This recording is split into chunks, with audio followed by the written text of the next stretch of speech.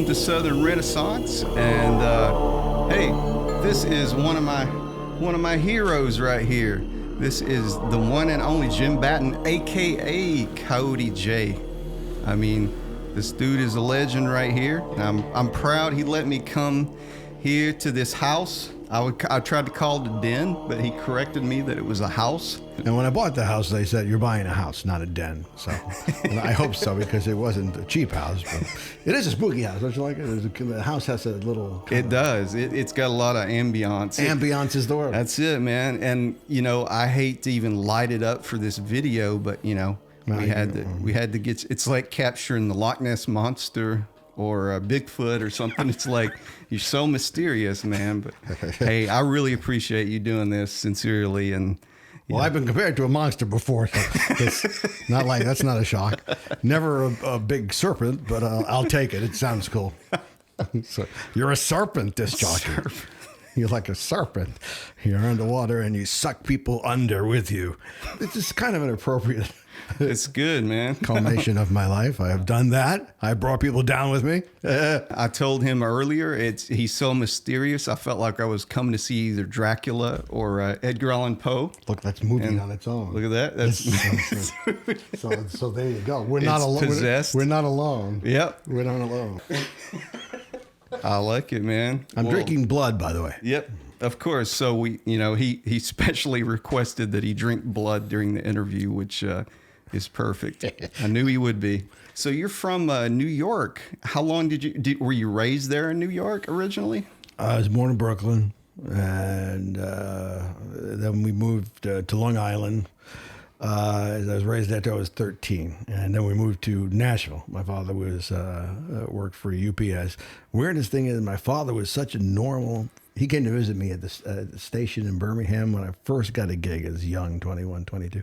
And after he left, the management, they came to me and said, your father's a normal person. And I said, yeah, I know. She said, well, what happened? I said, what do you mean to me? I said, I'm different. You are just who you are. I am who I. My father was a businessman, but as he got older, you could see more and more of that he had been kind of holding back his kind of eccentric behaviors. He had eccentric behaviors. You just didn't notice it until he was hitting his 60s and 70s. Okay, he was just being more subtle about it. He was trying to, he was almost he was the vice president of United Parcel Service in Nashville. Okay, so he had to be professional. Yeah. When he came home, it would be like, "Hi, boys, is it to see you?" So there was a little bit of that. So and that's where I realized in retrospect that he was fucked up too. All right. Well, how'd you get started in radio? I know you did it for a while. Oh, a long time. A few years, right? Yeah, a long time. Trying to get started. Well, this is really an easy question. I don't know why I'm stumbling. I decided I wanted to be in radio when I was like young, like 12 years old. When I was 12 years old, I started listening to radio for the first time. And the British invasion was happening, and the Beatles and the Stones and the Young Rascals and Love and Spoonful, Mamas and Papas, all that cool shit was all over radio. And the disc jockeys were cool. And I thought, well, I think I'm going to do this for a living. Now, at 12 years old, I don't recommend that you map out your life path at 12, because it's probably too young, especially if you want to be like, if you decide you want to be an optometrist. That's usually the go-to, I think, for most kids. Because if you look at, I wanted to be a disc jockey at 12. I was a disc jockey at 16. So if your career path is more complicated, say you want to operate on eyes, you're not going to be doing that at 16. Most likely that's not going to work out for you. Not everybody's Doogie Howser. Yeah. Yeah. Good Doogie reference. Thanks, man. Yeah, I was just waiting. In a while. The whole reason I do this podcast is waiting on a chance to do a Doogie Howser reference. Doogie Howser. Anyway, so we moved to Nashville. When we moved to Nashville, I remember my mother said to my father, "Oh, well, good. We're out of New York, so he'll forget that stupid radio shit." Although she put it more mildly. Right, So maybe right. he'll move on from that fantasy. Right. But it got worse because Nashville, you could, drive downtown and go up into they're more accessible. Yeah. In New York, you'd have to drive, into Manhattan, and then they had security, and you couldn't just get into a station. But at 13, 14 in Nashville, you could. You could just go up there and say, I want to just watch the DJ.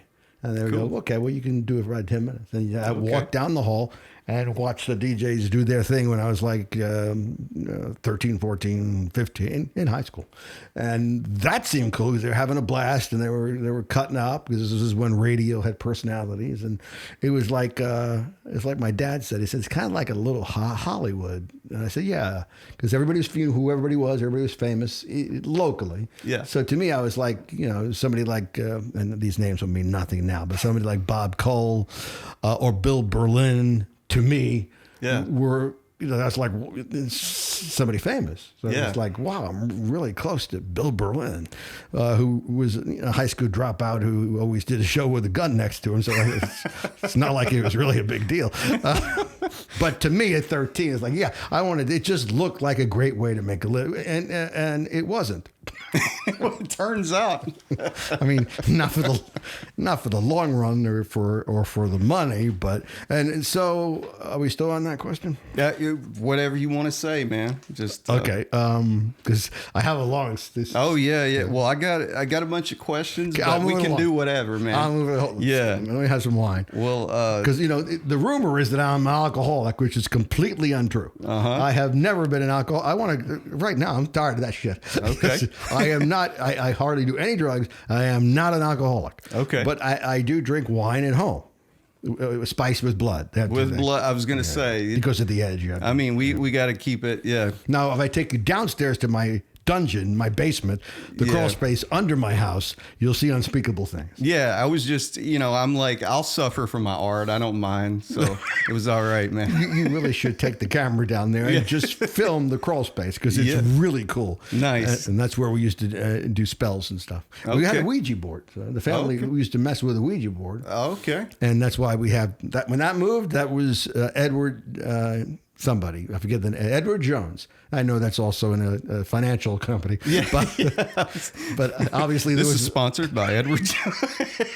Obviously there was another Edward Jones who lived here. Yeah, and we did Ouija boards, me and the wife and the son, and we started talking to Edward Jones. I know we're off the subject a little bit. I love it. Yeah.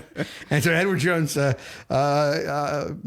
made himself. It was an apparition, and he didn't actually appear, but because I don't believe apparitions appear, but I do believe something happens after we die. I don't believe in religions, but I've seen enough evidence to know that they're. I'm getting deep now. No, I'm good, man. I love it. Is that okay? Yeah, absolutely. Can I just riff on? Riff, man. You're the riff master. I mean, the energy. I'm just taking it in. By the way, I knew Tony's father. Few people know that. Yeah. Tony doesn't even know his father, but I do. So let's. My genetic father. You sure you want to explain this? Yeah, I'm cool with it, and I was going to bring it up later. Okay, well, let's do it later. No, we're good, man. Because it's ironic as. What can you say? You say whatever you want. Ironic as fudge. I haven't used the word fudge in 27 years, but I know his dad, and he doesn't. Yeah. Okay, now Crazy. Tony, you take it. Right. Okay. No, I mean you tell them. Oh yeah. So the story is how that's possible. Yeah, this is possible. The story is so I've had a dad my whole life that raised me, and I understood him to be my father. I found out a few years ago, thanks to 23andMe. Oh, they're devils. that was not it wasn't my genetic father. So one of my cousins reached out to me, or from this family I was not aware of, the McCarthy family. And I found out, sure enough, it was this guy. He was a disc jockey from a long time ago. Oh, they will know. Your dad was Captain Jack. Yeah, it was Captain Jack. This is Captain Jack's son, and Captain was big in the 73, 74, 75. And he was on the original WJLN, which was progressive. And I worked with him on the CFM, which was also progressive. and your mannerisms are very similar. But I know him well. You don't know him at all. So we'll have to do something about that. Yeah, absolutely. I mean, not well. No, I haven't talked to him in 40 years. I knew him well. That was you don't keep a log or anything. No. I talked to him last in 78 or 9. He was he called from a hospital. Oh man. Okay. I mean, we could do. I mean, this is ridiculous. We could go on forever. This could be an entire podcast just on its own. Yeah, absolutely. So, were you like when it happened? When you realized your father was someone who was pretty famous in his time, and in Coleman and in Birmingham? How did that settle in? I mean, how did you? It made a lot of sense because I've always been different. Always kind of been into the showmanship and different things like that. So, and then looking at him and different things, it made a lot more. And then finding out he was kind of artsy and, you know, however you want to say that. No, definitely. He was into progressive music. He played really different progressive music. One of the greatest quotes that I still laugh about it because me and my friend were listening one morning high at 3 a.m. to WJLN, and he played Ravi Shankar, who was an artist. I love that. He just played on sitar. Yeah, right? Of course I know about that. Yeah, Ravi Shankar. And so we were listening, and we're all, fucked up. And we're listening, and after 20 minutes of this, it goes off, and Captain Jack comes on and goes, "That's Ravi Shankar, WJLN. My request number is 233-5678. If no one calls, I'm going to play more Ravi Shankar." Just thought it was so funny. I love it at the time. Yeah, and I was also there when JLN was One Country, when it became WCCK, okay. And your dad did the last show there. Okay, your dad did the last show at WJLN. I had no idea. And he said. The engineers were rednecks. There were these. Yeah, imagine that. Imagine that. Yeah, they were real shit kickers, and they flipped the switch at midnight. And Arthur Brown went off. He was playing Kingdom Come. It just was clipped, and it was midnight, and country started. And he said, when one of the engineers went into the control and said, "That's it for you, hippies. Get out of here. Your time is over, hippies. Get out of this building." Hit the road. That's hilarious. Captain's getting his albums. Get out. There's no more of that hippie shit on the station. Oh. Well, that leads me to remember so we were talking about this earlier. I think it's Lloyd DeFries uploaded the video of you from like 1988 getting fired live on the air. Yes. And that, like, how did that walk me through that? Was that just...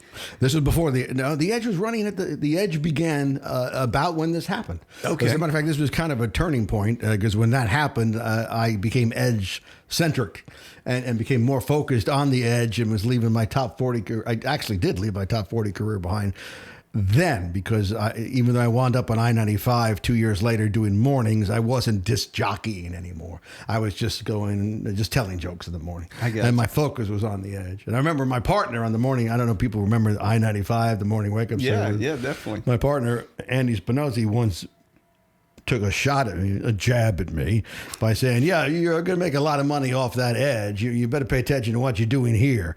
And the Edge outlasted the morning wake-up service by about 32 years. Yeah, just a little bit. I would say, hey, but I can't because he's not here. I got you. But and it's not worth the trip out to the cemetery. So I just know I won that one. A win for Coyote J. Okay.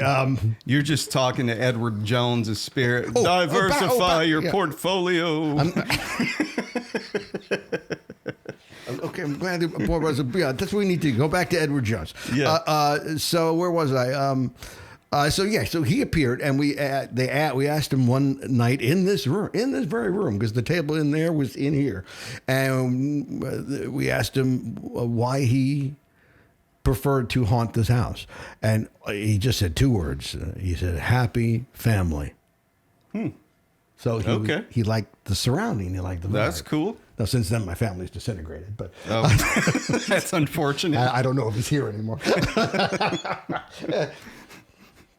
So anyway, but and not only was there that occurrence, but this happened to my wife and Trey. They were upstairs, and they wanted to use the Ouija board again. Didn't know where it was, and it looked all over. So finally, they were in their rooms, in the room upstairs, and my wife decided to try to ask Edward. This is a true story. I'm not making this up. Oh, I believe you. And she said, "Is the Ouija board?" And she said to Trey, who's my son, "Let's try to contact Edward Jones and see if he knows where the Ouija board is." Now I know this sounds completely crazy, but that's my life. So he said, "Is the Ouija board in the kitchen?" Nothing. Is the Ouija board in Dad's bedroom? Nothing. Is the Ouija board in the bed? Is the Ouija board in the den? And then there was like, oh, just like that. Knocking. A knocking. Whoa. A knocking. That's freaky. So look at that. Oh yeah. That Mike's I forgot moving to tighten again. that down. No, man. you can't. You good? Yeah, it's Edward. Yeah, it's It is. And so then they came down. This is the den, and they looked in those cabinets, and that's where it was. Wow. So That's wild, man. I don't know if this what does that prove? That you shouldn't mess with demons, man? I don't know. They're really good. They're really into mic technique. They want to make sure the mic is as close as they can to your mouth, and then they're just really friendly. I mean, that sounds like a friendly dude. Yeah. He's just like, yeah, you guys are a happy family, so we'll just hang out. Yeah, and people say you shouldn't mess with apparition. Well, whatever the apparition is kindly. And, yeah. And I'm wonderful. cool with that. Like, they're just hanging out like we are, so Just whatever, like that. I mean, we literally, at that time in this family, there just wasn't any friction. There's no friction at all. And if there are apparitions, I would think maybe there's a ghost that doesn't want to raise hell. Not every ghost is from The Exorcist. You know? Right. It's just kindly ghosts don't get movies. They get one fucking cartoon and they're off the TV. Because they're friendly. Nobody gives a shit. Nobody talks about all the laid back ghosts out there. That's right. How many kind ghosts, like Casper, for instance, are ignored in lieu of the evil ghosts that make stuff fly across the room and scare the hell out of you? Yeah. I'm done. Yeah, another. Did I finish the radio question? So we moved to Nashville, and then I went to visit a radio station again. I'm wrapping up real fast. And I went to visit the radio station, and I hung out there long enough, and it was a pest. And then finally, I went to the college station at 16, WRVU in Nashville. Hello, everybody up there. I love you guys. WRVU in Nashville was my break. I was 16. I was in high school. I was a junior, but I lied and told them I was a freshman at Vanderbilt because I knew they didn't check because they didn't pay. You know, so I knew they wouldn't check. They're just like, whatever. So then I said, so any shift. And they said, well, could you do, give me a ridiculous shift, Saturday night, midnight to noon Sunday. And I went, you want me to do 12 straight hours? And I went, yeah, that would fill that up. I said, done. And I got into college radio, and then WKDA, which later became WKDF about 6 months later, heard me on the Vandy radio and hired me at age 17 to be actually in radio, and that's how they were. And that's how it started. Oh, man. Well, that's cool. That's, I mean, it's interesting the way you were in top 40 and it just went to such a dark place, not in a bad way, but no, just it's a bad way. In a bad way. It went to, there were some really dark turns, but no, not only top 40, but I was, there's always, I don't want to get too personal here, but there's always been kind of a darkness, isolation of me. Okay. And I later realized I got into broadcasting because I couldn't communicate with real people one-on-one very well. Yeah. I was no one's going to believe this, but in high school I was paralytically shy. If I liked somebody, especially a beautiful woman, and they came up and talked to me, I would literally freeze. It was one of those can I think anything to say. I was distracted, of course, but that I realized when I got in radio, then I could. Then they came up to me when I was somebody other, someone other. I wasn't Jim Batten anymore. Yeah. I was the guy on the radio. Yeah. So they would come up and say, "Oh, Ron Roberts," because I used to. That was my first. Okay. I had a lot of. Yeah, I wondered about that. Yeah, Ron Roberts was my first. Horrible, but it was given to me. I was fine, and I realized okay, so this second persona from the radio, I can relax and be who I really am if I'm under this alter ego persona. If I'm not known as somebody, if I don't have a reputation, then I'm lost because I'm building on nothing. I gotcha. I think it goes. I think it all comes back to my face. I think it's like I need a little oomph for the face. Oh man, you're awesome, man. Freaking legend. But I think that so there was that darkness, but I was really into comedy. Yeah, which I think a lot of people who are isolated and have I don't want to use the word depression because I never mope around, but I feel it's an isolation.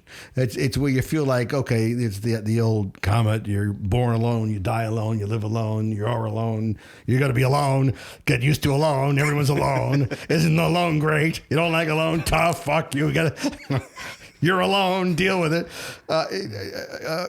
I don't know where I was going with that. Well, you were talking about isolation for some reason. Right. That's in my head, I immediately heard the isolation song, that Joy Division song. Joy Division. And we were joking about that earlier. You started the very first Darkwave show in America on terrestrial radio, and you finally bought a Joy Division shirt. I bought in the last 2 months. Because he's not a poser. I'm not a poser. I never had a Joy Division, the Unknown Pleasures. Everyone has one. Yeah. Every time I go out for the last 40 years, I see one somewhere. Or is it 50 years now? Whatever 79 was, or 80. It was 1980. So 40 years, right? 82, 40, God, something years, 43. Yes, I never had one. So I was flipping through Amazon and I saw one. I went, I got to buy that son of a bitch. I have enough money in retirement to buy that. That's right. It's just $35. Fuck it. I got to buy it, or whatever it was.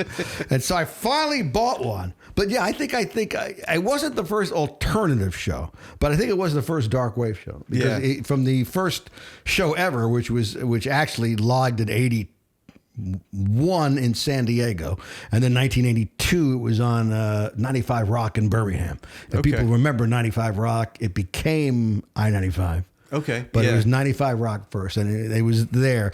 It was definitely the first Darkwave show because everything I played, even the more up stuff, like I would play a Flock of Seagulls, but it'd be Nightmares by Flock of Seagulls. You know, it wouldn't be happy. It'd be something that was a little more, we're down, but a little more darker subject matter or sound. Melancholy. Even the Sad Lovers and Giants, I played Godless Soul, which sounds uplifting, but if you listen to the lyrics, it has a melancholy vibe. So really, if you don't pay attention to it, you go, oh, well, if you pay attention to it, then it's no good. It's kind of like Morrissey's lyrics. Yeah, I was about to say, like the Smiths, like you'll sound like disco on the guitar, but then you're, yeah, it's like with Morrissey, you want to block out the lyrics if you want to have a good day, which with Morrissey is better anyway. I think is to block out the lyrics. And probably his voice. I do love. I have seen Morrissey 3 times, and it was always a great show. Yeah. And I did like the Smiths, but I didn't care too much for Morrissey's solo. Yeah. But I can see that. I think I'm done. He doesn't seem like he seems kind of like a interesting guy. Maybe not the best. He's a complete ass. That's the word I was looking trying to say. It's a complete asshole. I actually know some of these people, and they're not the most pleasant. Yeah, that's right. I met Peter Murphy. Me and my wife went to Peter Murphy's house like 2 days before Halloween with a friend for a special private concert, and that was really cool. And since then, I've heard things about Peter Murphy that are pretty horrific. but I didn't notice it that night. I mean, I don't know if it's true. I mean, I don't hang out with the guy, but I did. In radio, you meet people. Oh, sure, yeah. Then they forget you and you forget them. Although I never liked, and I never would. It's why my Facebook page isn't. I could get backstage at any concert I want. I was backstage at Led Zeppelin shows, but I never felt comfortable making the artist pose with me. I always felt like that was an intrusion that they didn't want. They were going, oh, not another fucking disc jockey. I got to act like I give a and I just didn't do it. I just thought they don't want to do that, and I don't need it. Yeah, and so I could see that. I don't have a booklet of me with superstars for whatever that was. Scrap. You just pull out a scrapbook. Yeah, I mean, what do you do? Yeah, what do you do with it? That's me with John Bon Jovi. How about that? Isn't that cool? Yeah, how about that? Bob Dylan. Slippery when wet.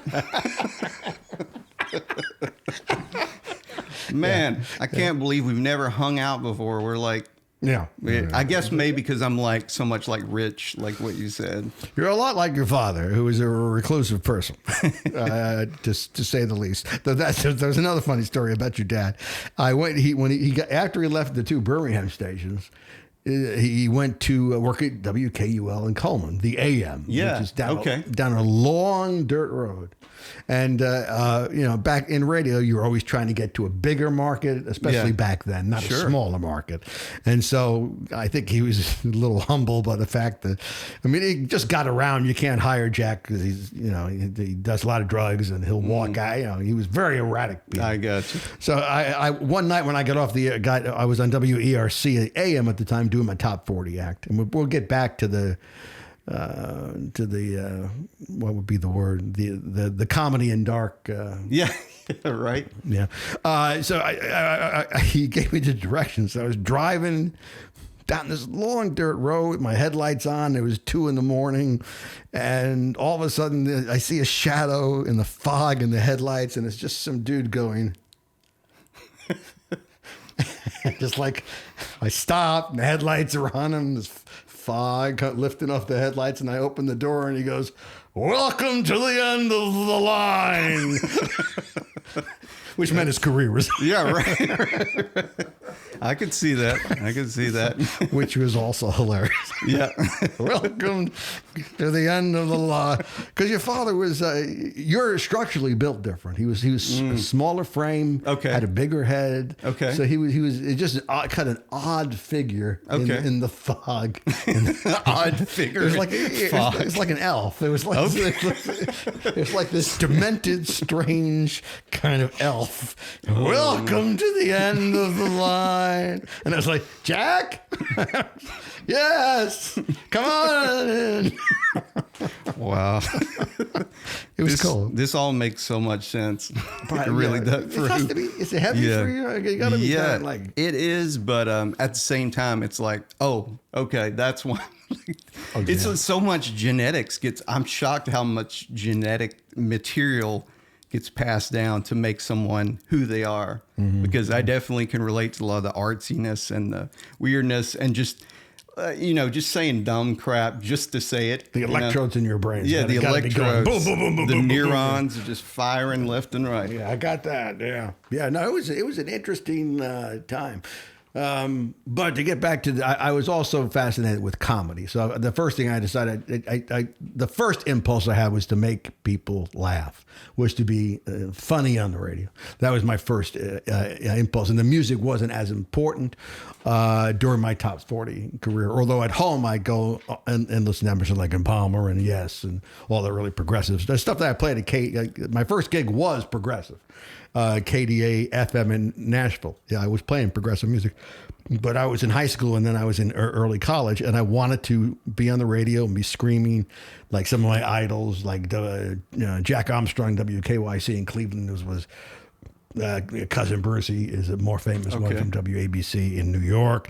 They were disc jockey idols. I had two, I guess, passions. One were disc jockey idols that I looked up to and said, I want to be like that dude. And then the other was the music, were the musician idols. Like I idolized Robert Fripp from King Crimson. And other bands at the time. So I got the top 40 gig in it just worked. I mean, the ratings were like it was ridiculous. It was a lot of it had to do with lack of content. If you remember, this is 75, 76, 77, 78, 79, 80. So the choices for teens for entertainment were very narrow. Yeah. So the radio played a huge, almost every teen had a radio in their bedroom because you had 3 TV stations. Your parents ran the TV. There was no internet.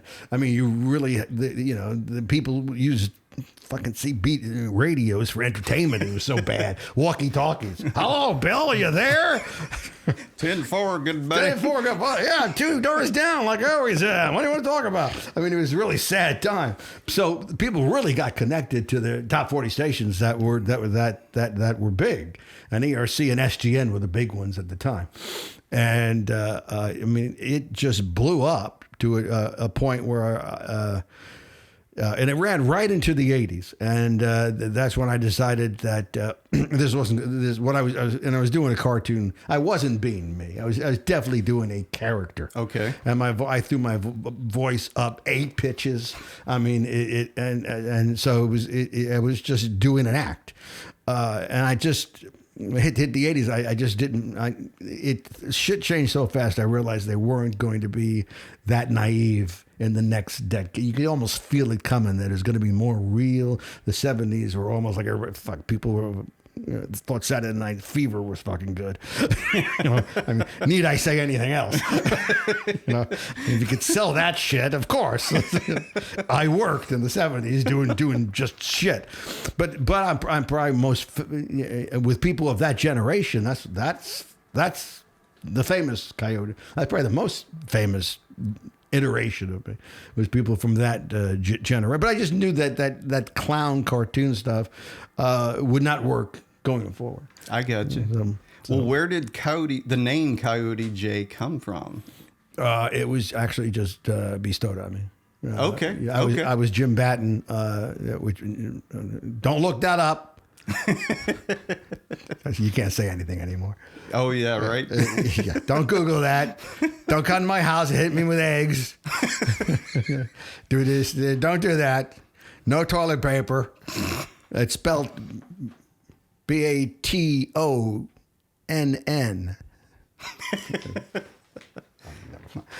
It's Higginbottom, right? Yeah, I said Higginbottom. Yeah. There was a Coyote J Calhoun, and people mix this up all the time when they go on. If you Google search me, a lot of stuff comes up because I was involved in a lot of controversy. They missed the murders, but everything else is there. They really need to work on their investigative part. That's a great response. The murder. So fuck. Is he serious? I don't know. But a lot of stuff comes. But there was a Coyote J. There was a Coyote Calhoun in Louisville in country radio. Okay. And so he comes up in a lot of searches with me. Gotcha. But so we decided the guy running, Frank Giardina was our program director at the time at ERC, and he said, you need a catchy name. There's a Coyote Calhoun in country. Let's call you Coyote J Calhoun. And I don't know why this was important, but it has a little more of an ethnic thing to it. Okay. Hell, I'm 21 at the time. I don't give a shit. Right. You're just like, whatever. He could have told me it's racist as fuck. It'll work. Mm-hmm. If I was going to have a show, it's like, fine. As long as I'm on the air and got a show, right. I'll do anything. So, and that really was a lot of it. I literally was 21. So It was like, whatever you want to call me. That's cool. Coyote J sounds fine with me. Well, it works. It worked. Yeah. It absolutely worked. But if you Google, the other Coyote Calhoun is the country guy, and we're different people because a lot of that gets confused a lot. I went into Ruth Chris one night with my wife, and they said Coyote. We were on they had like a newsletter, and we were on the newsletters like Coyote Calhoun dying here last weekend with his beautiful, and there was a picture of the other guy. You're like, I am here with Edward Jones. Well, he's not even Edward Jones. I'm sure is more attractive than the other guy. Not that I don't think the other guy's attractive, but he's not. He's just he looks different. He's get me out of this, will you? So anyway, I know this guy. I don't want to insult him. I got you. His real name's Jack Diamond, by the way, and he's phony. Well, what was it? The first where you said, "Hey, I want to do a Darkwave show." Where I know you were doing so it sounds like you were doing the top 40, but at that same time you were looking at, okay, let me get the edge going. Yeah, Is that kind of? It was in '81 in San Diego. I was hired by a station. It was basically AOR, but real hard rock and roll, and I knew that in Los Angeles, at KROQ, that new wave and punk and post-punk was happening. And I said, I know new wave doesn't fit. Let me do a punk, post-punk show. I can't. There was no industrial. It wasn't there. Yeah. But I said, let me play this music because I think this is the next thing. This is gonna happen. Yeah. And this is fucking San Diego. We should be on this. Yeah, yeah. And so they let me do it. I called it People's Rock Input because that matched KPI, People's Rock Input, right? And so that was the name of the show. And people would call in and they would request stuff, and I would throw out Iron Maiden and put in Soft Cell. So, well, occasionally I would leave, and when Number of the Beast really got big, I had to leave it in. But mostly I used it as a vehicle to promote punk and post-punk. Okay. And then when I came to Birmingham, shortly after that, which is 92-ish, I realized that nobody's played anything. They just were Kicks 106 was the big FM at the time, and 95 Rock had just signed on, but nobody was playing the Pretenders. Nobody was playing Joe Jackson. Nobody was playing Modern English. They weren't playing U2. They weren't even playing Flock of Sea. They were playing none of it, and I thought this is just. They weren't playing the Clash. But in fact, I remember a staff meeting at 95 Rock, was the first one I attended, where they were like laughing at the Clash and saying, "I can't fucking sing at all. It's awful. I'm not gonna play that." And talking about Psychedelic Furs, saying, "Yeah, that's gonna be big. That this is fucking stupid names." And it's like I'm sitting there going, "Oh, these fuckers don't know that I mean, they're gonna hang on." To Yes and Emerson, Lake and Palmer, which I dig, but their time is up. You know, this is at this point that's 12, 13 years ago, and so they just didn't get it. And they would when they were laughing at the Clash, I knew we had a problem. Yeah. But I got my show on, and I the way I got the show on 95 Rock was to make them a deal, and the deal was I said. I will do a new wave. We called it a new music show back then. Okay. Now I'll do a new music show one Sunday. The next Sunday I'll do a local show. The next Sunday new music. Next Sunday local. So I'll give you 2 local shows with local artists like Jay Willoughby and whoever was big at the time. No way I can remember now. That was a long time ago. And they said, okay, that's a deal. And so every other Sunday was a version of The Edge. And then The Edge itself happened when I moved to New Orleans in 1985. And that was just, they hired me to do top 40. I said, I'll do your crazy top 40 act, but on Sunday night, I want to do The Edge for as long as I want. I'm going to start it at 8 p.m. I may still be on the air at 4 a.m. And they went, cool. Okay, cool, do it. This is New Orleans. So do it. All bets are off. And that's the first place I heard. I got in New Orleans in 85 sometime, early. I got the promotional copy of Skinny Puppies. Skinny Puppy? Of Bites. I wasn't even Remission yet, just Bites. And I didn't know who it was. I never heard of it, but I was already doing the show. So I remember that's the first, I put it on control. I put it on the turntable in the production room and listened to it. And I said, well, I like the electronics. And I thought to myself, well, this is either genius or it's garbage. Yeah. But I'm going to play it and see what happens. Yes, that's great. I wasn't sure. I love it.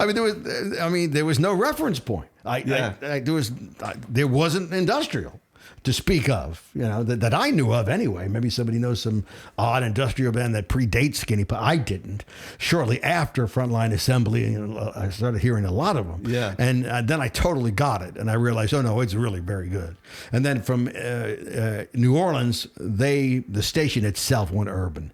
So when it went urban, of course, I had to find a new gig. And that's when I wound up at Z102 in Tuscaloosa, but it also had a huge signal. It covered Tuscaloosa, it covered Birmingham, it covered Huntsville. It had a 100,000 watt FM. It's on the top of the old Channel 21 tower. Okay. So I forget how many thousands of feet in the air it was, but it was like up there. It was the highest tower in Alabama. So FM. I'm not an engineer, but AM signals are straight. I mean, AM signals rather go up in the go upward and bounce off the universe and then shoot everywhere. So AM signals will bounce around. FM signals will only go in a straight line as long as they can until they kind of run out of steam and just die. So if you have an FM signal in a huge tower, it will arc off like a really good piss. So the higher the tower, the higher the arc, and the farther it goes. Yeah. So that's what we had at Z102. You could even hear it in my. I got calls when there was a Dothan station almost on 102.5, and they're like 102.1, and when they were off, you could hear as clear as a bell in Dothan. So it was almost like having a syndicated show. Okay. And that's where the Edge blew up, and then that's where I really blew, because that night show, in Birmingham, I was just pulling a 3 or a 4, which today I'd be a god. But back then, you know, in Birmingham, you pulled an 8 or a 9 if you were in town. But remember, I was doing it from Tuscaloosa and still pulling a 3.8 is exactly what I was pulling in Birmingham. Okay. But in Tuscaloosa, I was pulling like a 25. Like, you just owned the, and in teens, we were pulling like a 40. And it wasn't just me. Z102 had a great lineup. Shannon and DC, who were really a terrific morning show. They went on later to work in St. Louis. Scott Bohannon, who later worked at I-95 as their afternoon drive guy. I mean, it was a really tremendous staff. I remember one night I got with a huge signal, and I got a call one night from somebody driving through the area. I didn't know where they were, somewhere in Huntsville, I think. And they said, and they asked me, where is the station? I said, well, what do you mean? He said, where is this coming from?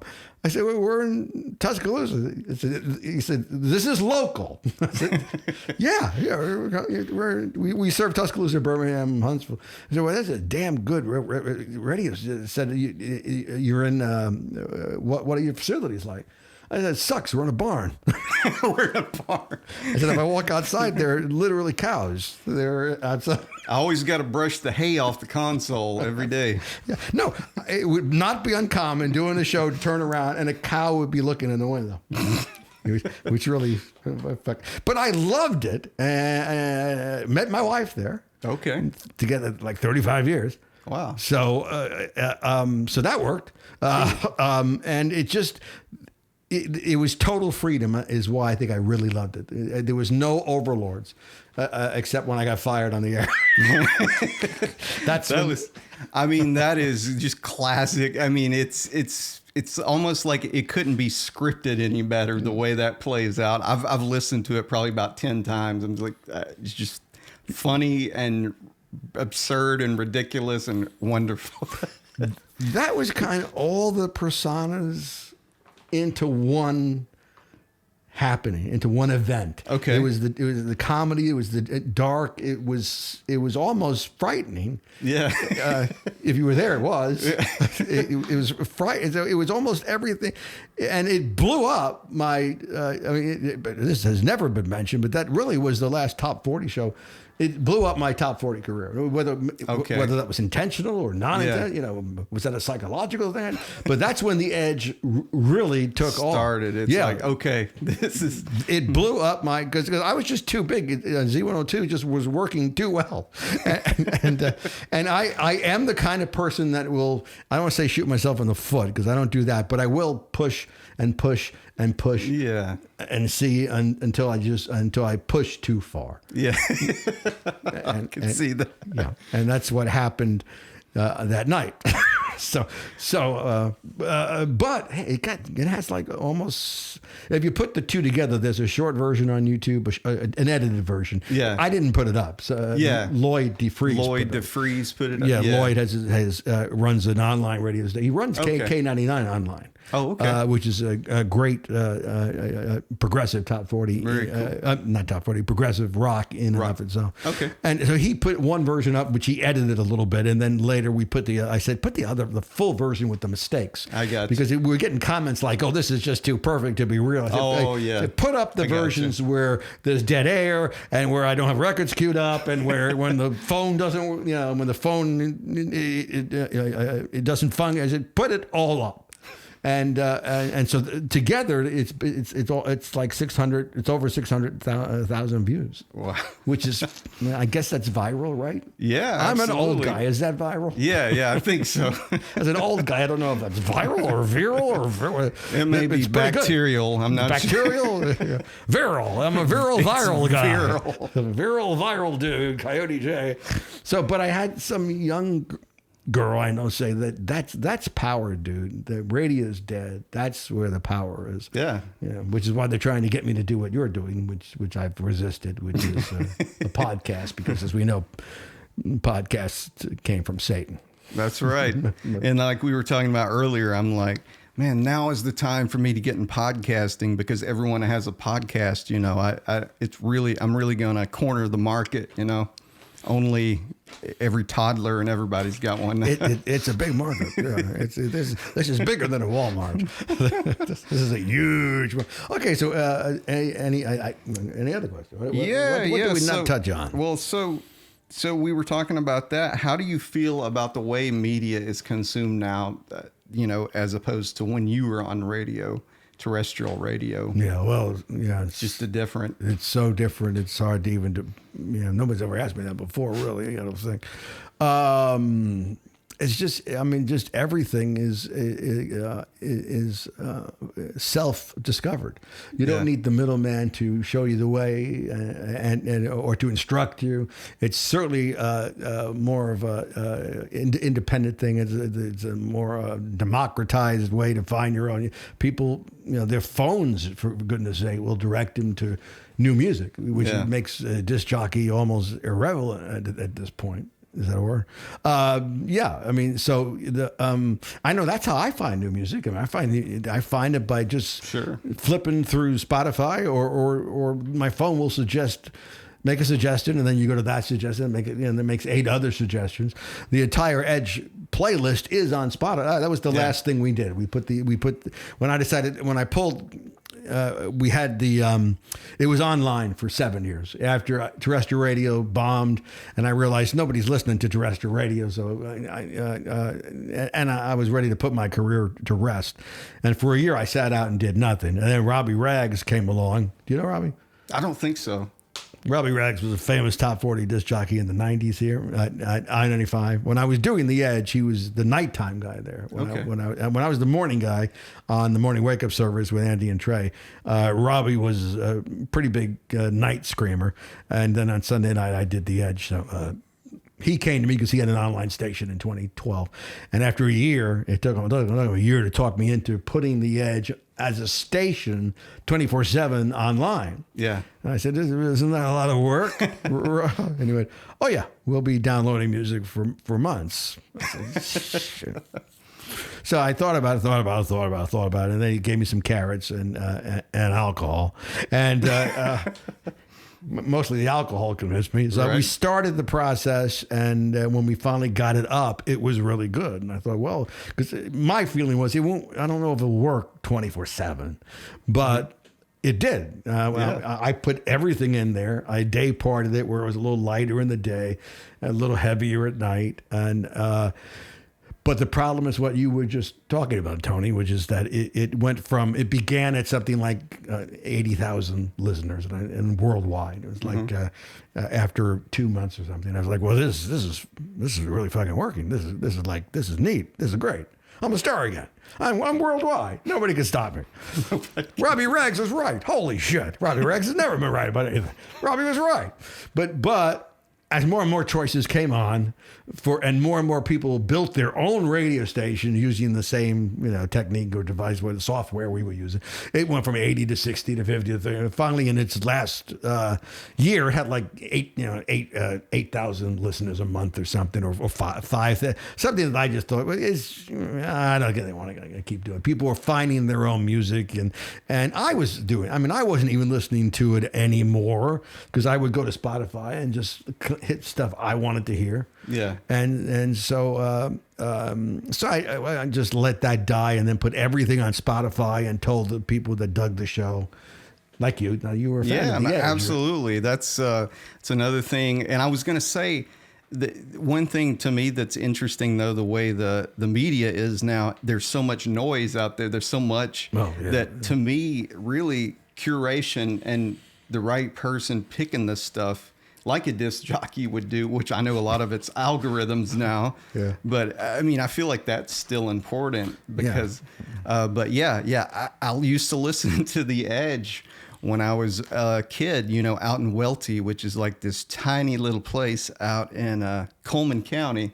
And we lived out in the woods in a trailer, and I used to gaze into that empty wilderness and turn on The Edge. And I can't do it. This is the I can't do it. But I've been very scary for you. Yeah, it was. I wet myself a couple of times, and no, that didn't happen that I remember. You're listening to The Edge. Perfect. I mean, when I got older and it got later, it got that, and that progression in The Edge was good too, because it started out kind of light. It was post-punk, but it was more melancholy. It was dark. Okay. But after midnight, it got really dark. Really dark. That's when I pulled out all the industrial and of course a lot of that stuff had just happened. I mean, we're talking about '89, and the industrial and some of the dark ambient and all that stuff was coming along about that time, which really changed the culture and the vibe of the show. It stopped being kind of a one. It almost was not. Well, it always was dark wave, but it had more of a new wave kind of flair. And then, but then it became dark wave leaning to darker wave, leaning to just morbid wave, morbid wave, and then then to self harm wave. Self-harm.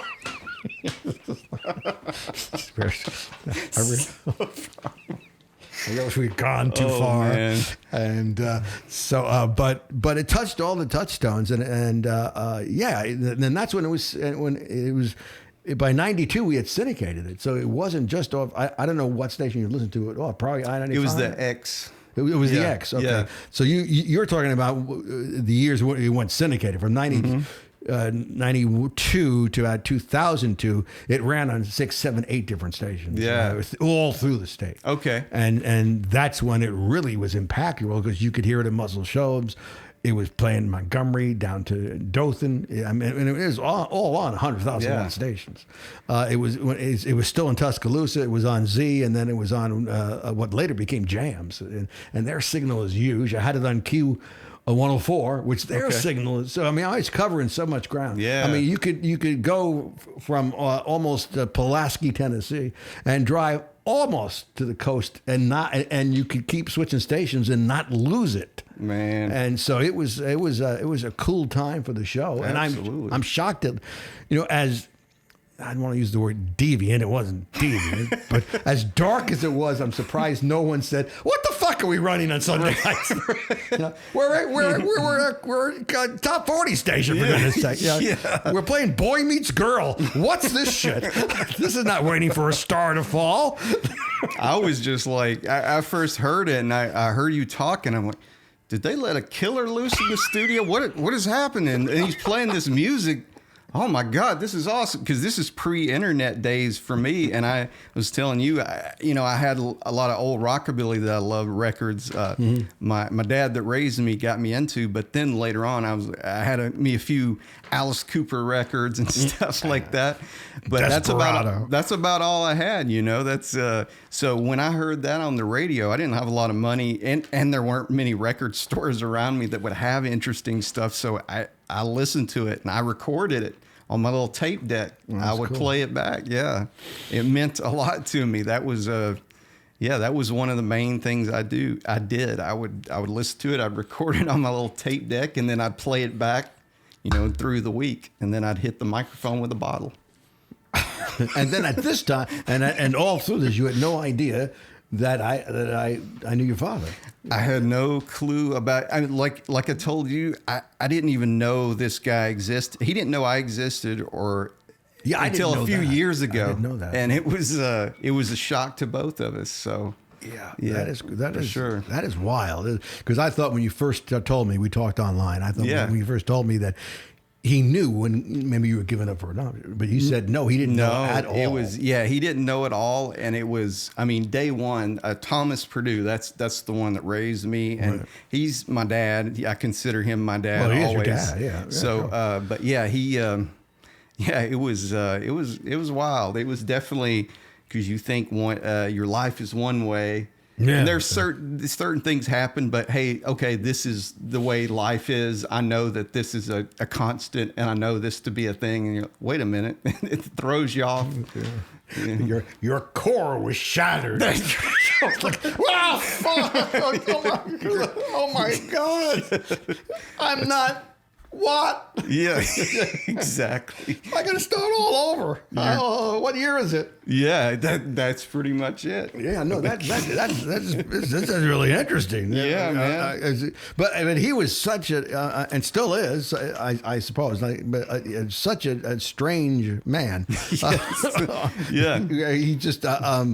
Everybody knew him, got along with him. He was a cool dude, really good on the radio. Had great pipes.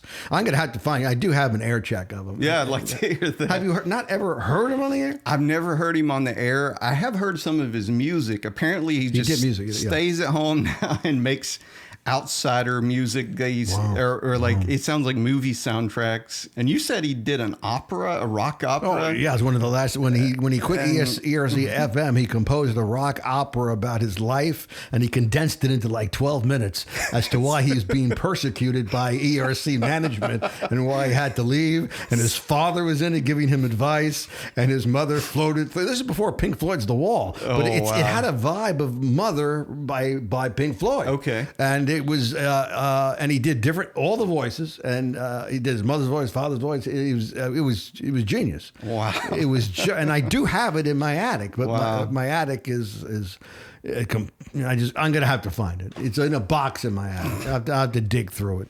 Nice. Yeah, and find it for you, because it is reel to reel, but I do have a reel to reel player. For those of you that have no idea what the hell that is, reel to reel used to play his tape. It goes. For those of you who don't know what tape is, you're too young to be up this late. Go to bed. You realize we have people who listen. They don't know what tape is. Yeah, that's wild. Yeah. Well.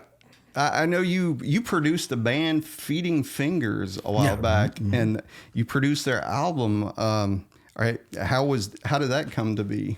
Okay, how did that happen? Feeding Fingers. I went on to Atlanta with the wife for a concert. I'm trying to see. I think it was for Orchestral Maneuvers in the Dark. It was to see OMD. And we went to a record store and we just blindly bought stuff, which I tended to do back then. I discovered a lot of stuff just when I was in New Orleans, especially. I'd go to a record store called the Metronome. For those of you that are in New Orleans and watching this, the old Metronome, which was somewhere off the French Quarter. And I would just look at album covers and go, that looks cool. That's how I got Sad Lovers and Giants and The Essence. I just looked at the album cover. And the Kato Twins. I just thought, well, this cover looks like it matched what I'm. That's the kind of what happened to me with the Pogues. I saw the Pogues, Red Roses for Me, and they were just looking cool. And what is this? Yeah. And what was the question again? I was just asking about how that came about when you produced Feeding Fingers. Oh, so album. Driving back from Atlanta, we were listening to the CDs I bought, and I put in Feeding Fingers' first album, which at that time was their only album. I didn't know who the heck it was, but the cover looked cool, so I bought it. That's what I do. Yeah, I'm being destroyed by ADHD, as you know.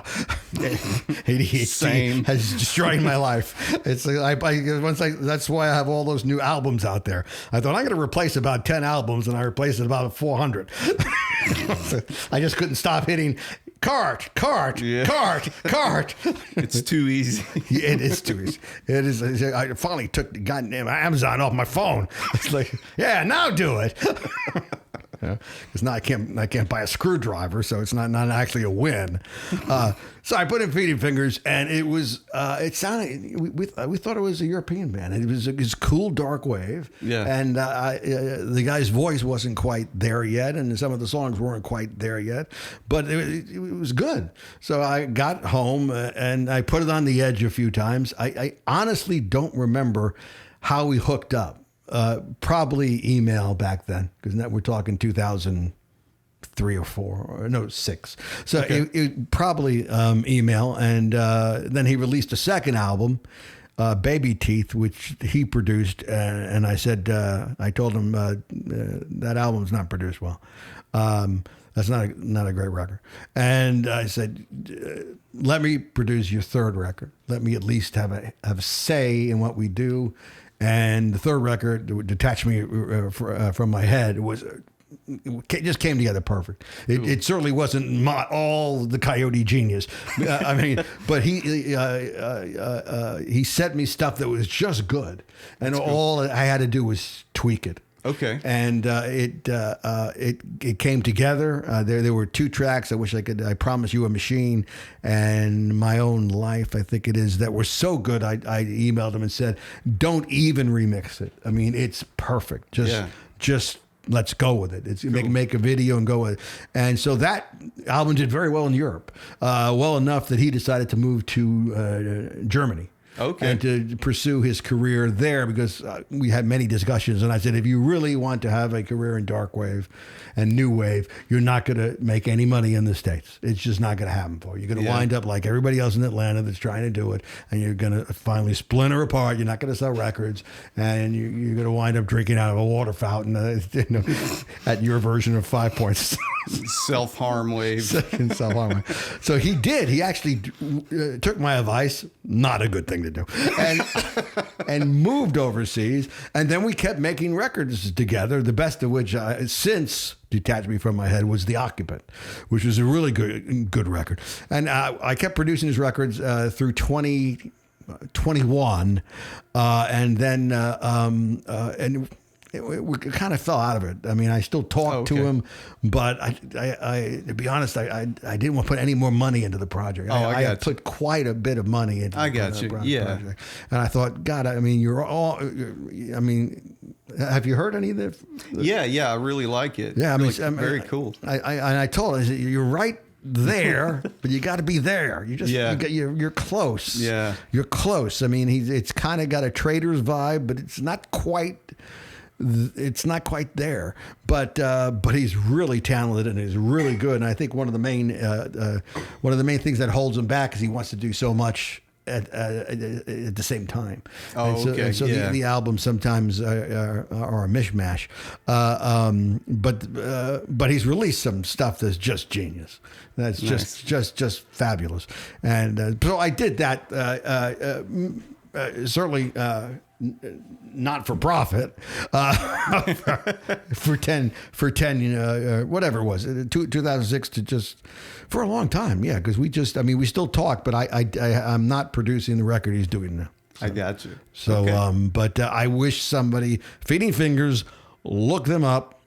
On YouTube or Spotify, they really got some great stuff. Ignore Baby Teeth; it's an oddity, but the rest of his stuff. Start with Detach Me From My Head, and then go listen to The Occupant, and from there spread. Listen to some of the other suggestions, because if you like Darkwave, to me it sounds like another iteration of the Cure. Only with energy and what the Cure might be if they started today rather than we're burning out today. Okay, I got you. Yeah.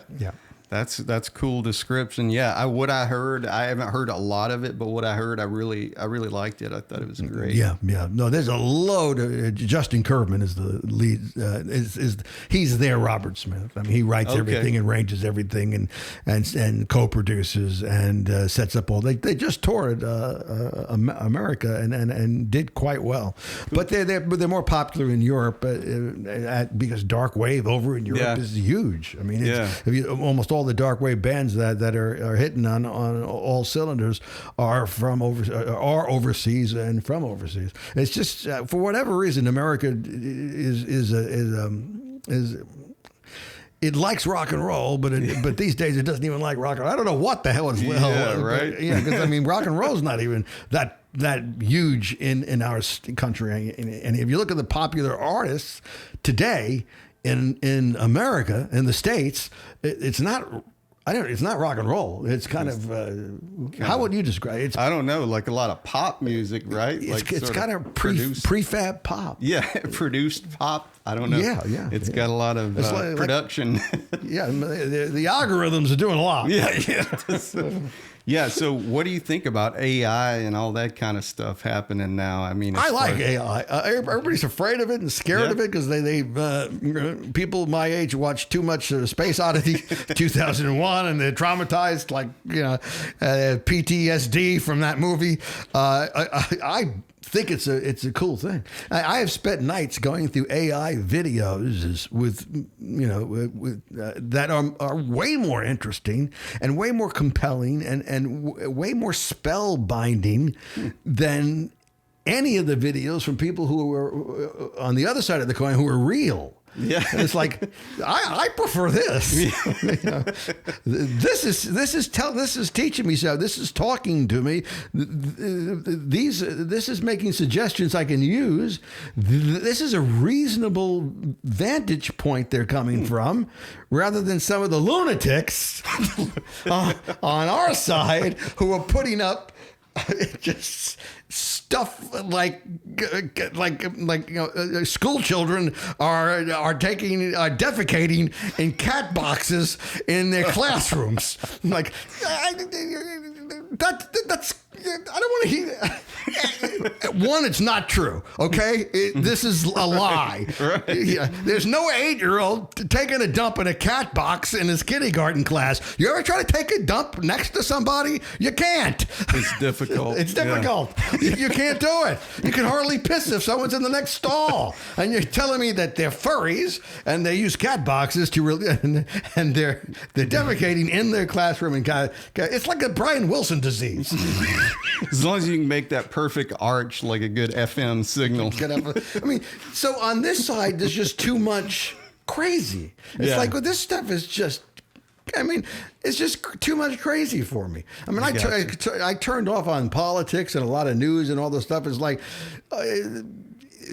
a real bad problem we have in this country is that for years people assumed that if it was said on the floor of Congress by a statesman, a senator, or for a House representative, that it had to have some truth to it or it wouldn't have been spoken. Yeah. That is not how it is anymore. Yeah, not so much. That has changed. Stop putting so much stock in anything anyone says from the House floor. They'll say anything. Right. Even Barry Goldwater didn't just make shit up. Right. The craziest, even McCarthy didn't say, school children are taking shit in cat boxes in every classroom in America. Maybe we should look into that. Right. No. They said no. I mean, it's just it's got to the point where, but it does lend legitimacy to a lot of stuff that's said. If you hear someone say it in the House of Congress, the Senate floor, sure. I mean, I get the poison it's put in. If you want to use the word, I can't think of the word I want to use. Poison is not the right word, but I get the connection. I get why people go, because I mean they do it with the internet. They go, well, it's there, it must be true. Yeah. And if you're saying it from the House floor, it adds a lot of legitimacy to it. Yeah. No matter what the hell you're saying. I've heard people say that some of that is so absurd. It's sort of a post-satire environment because what are you going to come up with? It's so absurd reality. My twin boys listen to Talk 99 for the humor. Okay. I say, what do you listen to that for? I mean, it's propaganda. They say, oh, it's funny. Like what's his name? Infowars. My friend can do a good impersonation of him. Jason, that was on the first episode. forget the guy's name, but I want to keep that forgotten. That's better. I mean, how can someone that unhinged, how can anyone go, yeah, I identify with that? It's like, you have to be miserable. You have to be beyond miserable. I mean, it's not even this is what happened because we don't have mental hospitals anymore. That's true. I mean, and that's not a joke. I think it's true. I mean this. Mm-hmm. Reagan closed down most of the mental. I didn't even know Bryce was closed in Tuscaloosa. I know a lot of mental facilities got closed recently. I know. And Alabama's a place that needs mental facilities. Right. That's an understatement. Alabama, Arkansas, Louisiana, they need mental facilities. Way more than jails. Oh yeah. Please build a mental institution somewhere in Alabama. Get some of these people off the street. Right. Oh boy. Yeah, I used to think it was weird that the guy in Southside thought it was Jesus who walked around. Remember that dude? I think so. Yeah. Now we got 100 of them. Yeah. Just walking around. It's like, well, they're online now. It's too much noise. We need a curated Jesus. Somebody that curates the most. I'm gonna have some more wine. I'm having such a great time with Tony talking about me. I haven't talked to anybody in about 2 years. It's great. I'm really, in all seriousness, I'm so glad that I did this, and I really do appreciate it, man. Because you've been a huge influence on my life since I was young, and just the crazy. Well, you mean the music, though? Yeah. Well, the music, and just as far as the your on-air persona, Yeah. So, It's interesting. I did have a breakthrough here, which is, I'm supposed to have a breakthrough, so I'm a lot healthier now than I was an hour and a half ago. But I really had never thought that blow up on Z102 where I got fired was the end of, I didn't do top 40 after that, which I thought I had, but I hadn't. That was the last time I did one of those wacky late night comedy shows. You're not going to find anything past 88 because then it's going to go dark to the edge. I really believe. How can I say this without I think were you born with a melancholiness? Yeah, definitely. I have a natural tendency towards that, but I have both sides where it's kind of like. And I feel like that's part of life. If you don't accept the dark part of it, then what are you? You can't pretend like none of that exists, or you're not being honest. Yeah, I think a lot of people, that's what Facebook is famous for, hiding the side of me that I don't want anybody to see. Right. Yeah, I go to walk in the park and kiss petunias. That's the darkest thought I ever had. Don't you want to be like me? Yep. Yeah, no, it's everybody has a public self and a private self. That's just a fact, and many selves. Mm-hmm. I'll see people, I'll talk to people, and I'll see people on social media complaining about somebody did this or somebody did that without ever taking into consideration that everybody has many selves. Yeah. And everybody is a duality in everyone's personality. Exactly. And it's not just Geminis, which I'm one of, but everyone has a duality, have more than one you. As a matter of fact, most people, if you have an intelligence level that is above a squirrel, most people will have a number of thems. Mm-hmm. There's more than one Tony in there. Yeah. And your father had at least 12 personalities. Right. I can believe that. But everybody has these myriad of personalities. And I think now we call it, I disassociate and become this. Mm. I don't even know if it's a matter of disassociating. I think you are that. Yeah. You are what you are in the moment. You may not be disassociating. That's just you in this moment. Yeah. But disassociate is a good word, I suppose, to explain what happens to the human psyche when you're finding yourself in a place that you didn't expect to find yourself in, say, even a day ago. Because every day you can feel different. I know that I definitely do. And disassociate is an interesting way to put it. Certainly when I did The Edge, there was a dissociation there because I'm not that dark of a person. Yeah. Right. I hope. No, I mean, I know I'm not. In real life, that's where my dichotomy is. In real life, I have a dark side, but my overall disposition is up. Is bright. I mean, if you talk to my wife and my kids, they would say, "Oh, our dad's up." Yeah. So I don't know what that means. But if you don't like disposition, how about disposition? That's left from the top 40 disc. Oh, nice. That's a 30-year. My wife loved that joke. I thought it was good, man. Don't like disposition. I wrote that, by the way. Nice. So anyway,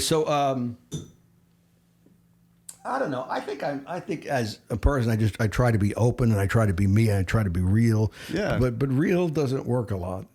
I'm sure. I know that you're that way. Sure. I've just met you, but since I know your bloodline, I know you're that way. Well, it's. I think there's a showmanship element to it, and you're in a way you're playing a character, and then you're kind of you want to make it. I know I kind of.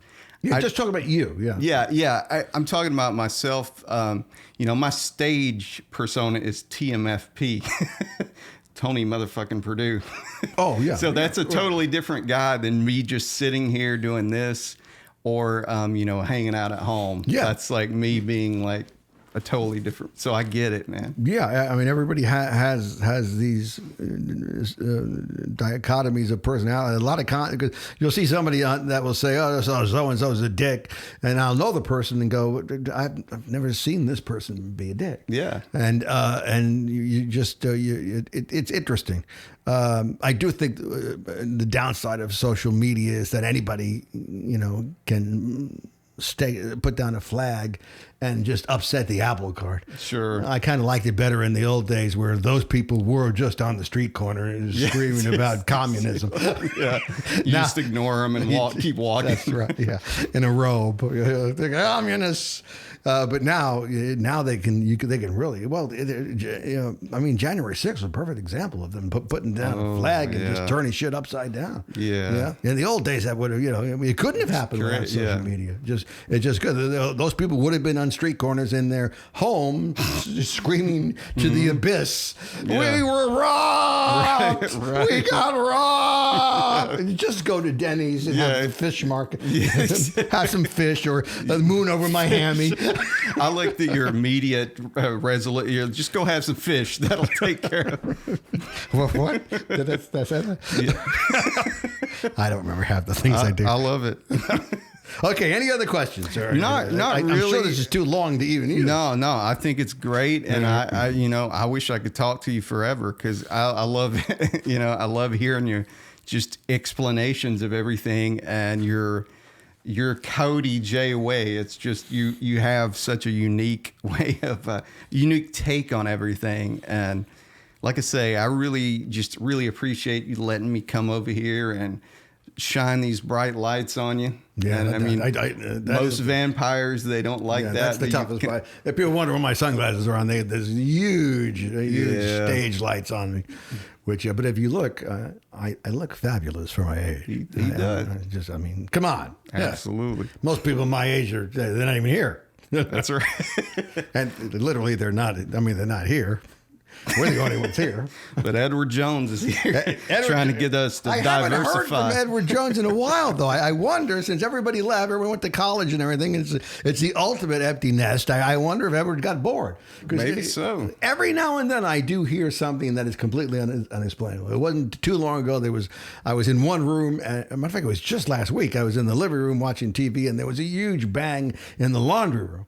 And it was like, oh, what the hell fell? And I ignored it. And then when I went to look, I couldn't see anything. So I don't know. But I think everyone has those experiences. Yeah, I feel like a lot of people do. I've definitely had experiences and I'm kind of like you. I'm kind of indifferent to it. I think there's things that we don't understand. And I just, as long as it's not messing with me, why does it matter? Yeah. Just hanging out. Well, that's it then, right? Yeah, man. Well, hey, thanks for letting me do this, man. Come over here and... you will edit this, I hope. I will edit it. And Yeah, definitely take out the relief. it'll probably be only about 1 minute once I'm done edit. I'm just kidding. But I thought you said you're just going to take out 1 minute. I was going to go, oh no, you're going to take out way more than one. I'm taking out everything but 1 minute. Yeah. That'll make it tight. That's a call. So we say in radio, that'll make it tight. Yeah, that's what they always used to tell me in broadcasting. Can you make it tighter? Well, I could try, but I'm not too good at that. No, man, it's been a pleasure, and man, I can't thank you enough. And thank you so much. It was a great meeting, and it was. It's weird that I know your father and you don't.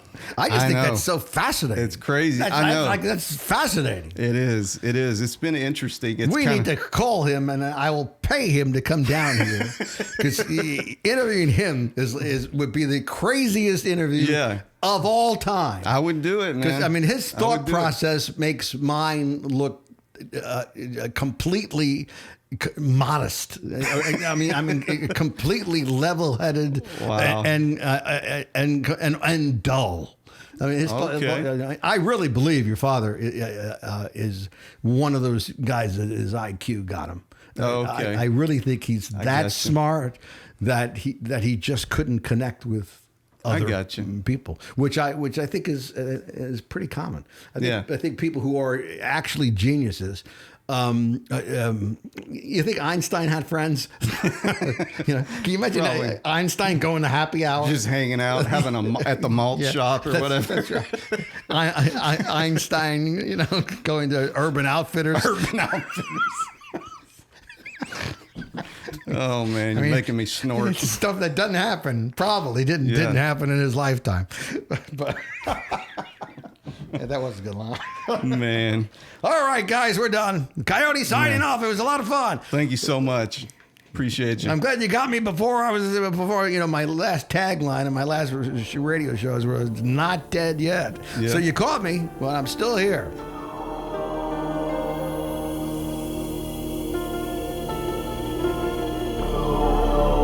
Thank you so much for tuning into Southern Renaissance.